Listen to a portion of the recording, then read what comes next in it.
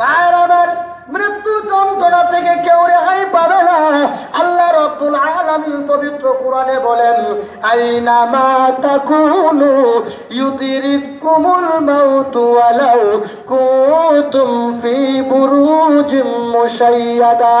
আল্লাহ রাব্বুল আলামিন বলেন, ও দুনিয়ার ঈমানদাররা, মৃত্যু থেকে বাঁচার জন্য যেখানে তোমরা অবস্থান করো না কেন, মৃত্যু তোমাদেরকে লাগাল পাবে, মৃত্যু থেকে বাঁচার উপায় থাকবে না। আমাদের দেশের প্রধানমন্ত্রী থাকে গণভবনে, প্রেসিডেন্ট থাকে বঙ্গভবনে, এই রকমের সুরম্য অট্টালিকায় থাকে।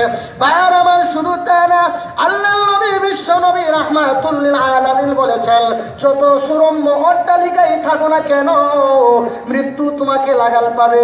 বড় বড় লোকেরা, বড় ব্যবসায়ীরা, যাদের টাকা পয়সা অনেক আছে, অনেক সুন্দর করে বাড়িঘর নির্মাণ করে, কিন্তু আজরাইলের হাত থেকে রেহাই পাওয়ার কোনো ব্যবস্থা নাই।